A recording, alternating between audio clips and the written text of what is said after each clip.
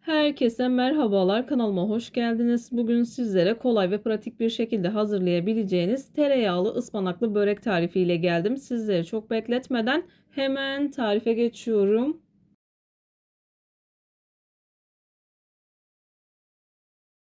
Tarifim için ilk olarak yoğurma kabına 4,5 bardak kadar un aldıktan sonra ortasını havuz şeklinde açtım.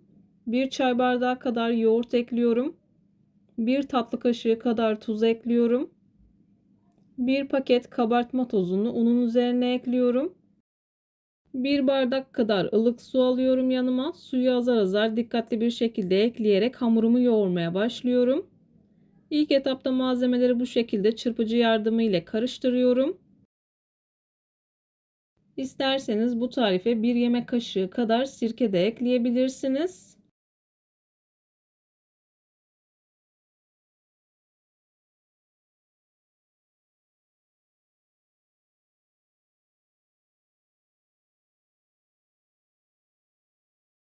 Hamuru bir süre yoğurma kabında yoğurup toparladıktan sonra masada yoğurmaya devam ediyorum.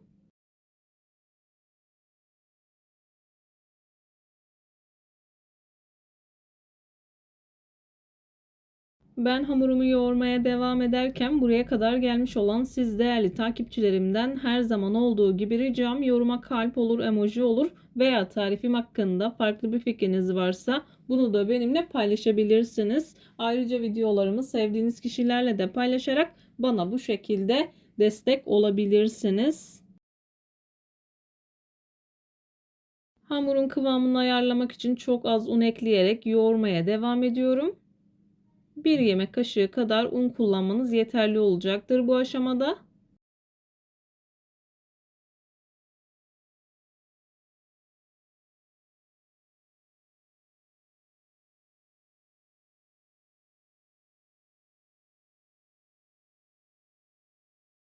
Hamuru yoğurma kabında bir süre yoğurup toparladıktan sonra masaya alıyorum. Masada 3-4 dakika kadar hamur özlü bir hal alıncaya kadar hamuru yoğuruyorum.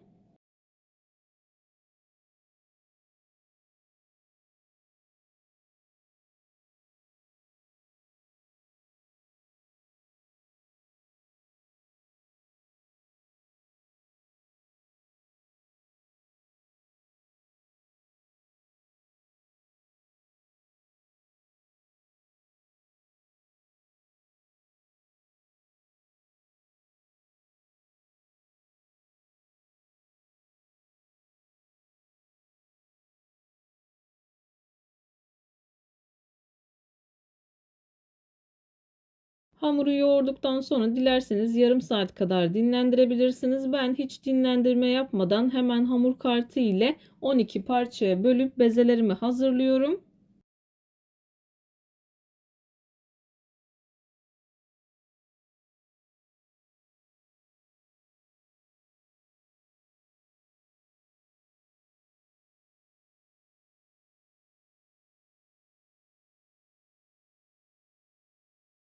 Bezeleri hazırladıktan sonra bir 10-15 dakika kadar dinlendiriyorum. Daha sonra hızlı bir şekilde hazırlama aşamasına geçiyorum.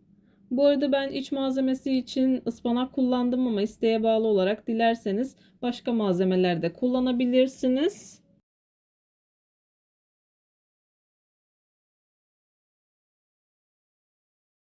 Yarım kilo kadar ıspanak kullanıyorum. Ben ıspanağı biraz bol bol kullandım. Eğer az olsun isterseniz daha az miktarda ıspanak kullanabilirsiniz.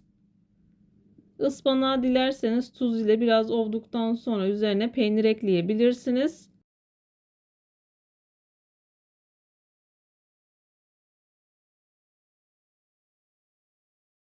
Ben yağlı köy peyniri kullandım. Dilerseniz lor peyniri de kullanabilirsiniz. Bir tatlı kaşığı kadar pul biber, bir çay kaşığı kadar da karabiber ekliyorum. Çeyrek çay bardağı kadar da sıvı yağını ekledikten sonra malzemeleri güzelce karıştırıp kenara alıyorum.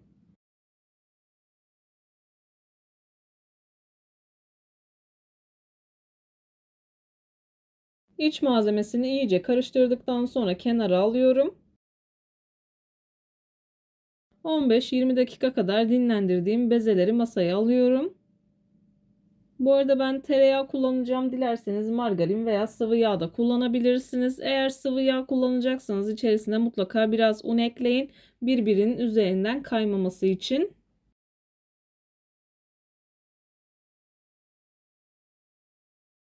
Eğer sıvı yağ kullanacaksanız yarım bardak kadar sıvı yağın içerisine yaklaşık bir yemek kaşığı kadar un ekleyip karıştırabilirsiniz. O şekilde kullanabilirsiniz.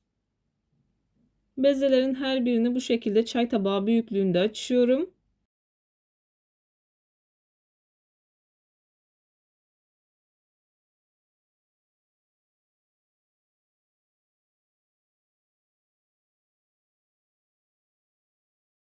Bezeleri açtıktan sonra bu şekilde tereyağı sürüyorum. Her yerine değmesine dikkat edin.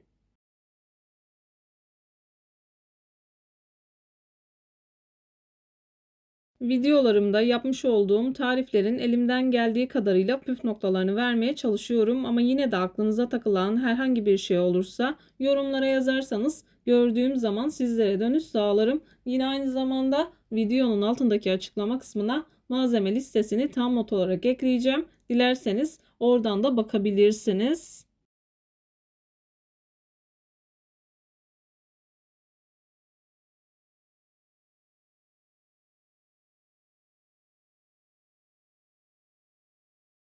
Altı tanesini hazırladım. Hemen diğer 6 tanesini de hazırlıyorum. Hazırladıktan sonra dilerseniz elinizde dilerseniz merdane ile büyütebilirsiniz. Ayrıca isterseniz tereyağını erittikten sonra da kullanabilirsiniz. Ben bu tarif için 150 gram kadar tereyağı kullandım.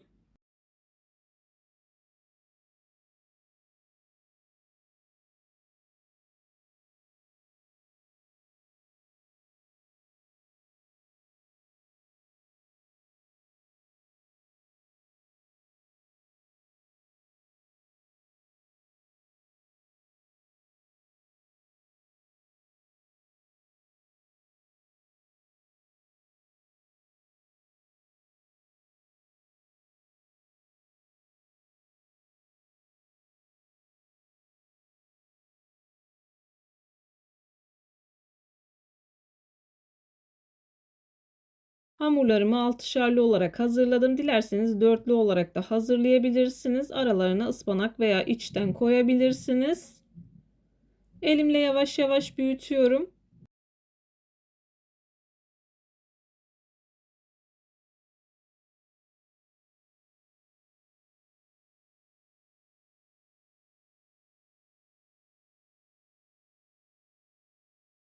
Kullanmış olduğum tepsi 36 santimlik bir tepsidir. Elimle döndüre döndüre büyüttüm. Altını üstüne eşit bir şekilde büyütmeye dikkat edin. Tepsiyi alıyorum.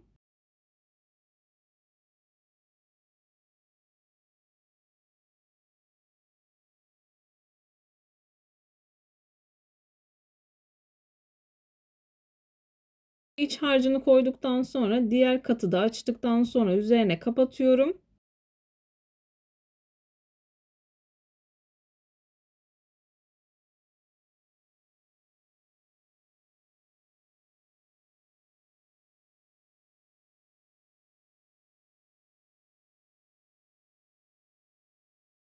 Elimle düzelttikten sonra bir tane yumurta sarısını her yerine değecek şekilde sürüyorum. Yumurta sarısını sürdükten sonra videoda görüldüğü gibi kesiyorum. Önceden ısıtılmış 170 derecelik fırında altı üstü güzelce kızarıncaya kadar böreğimi pişirdim. Bir videonun bir tarifin daha sonuna geldim. Umarım tarifimi beğenmişsinizdir. Tarifimi beğendiyseniz beğenmeyi, kanalıma hala abone değilseniz kanalıma abone olmayı, bildirim zilini açmayı lütfen unutmayın. Kendinize ve sevdiklerinize çok iyi bakın. Başka bir tarifte, başka bir lezzette görüşmek üzere. Hoşça kalın. Allah'a emanet olun.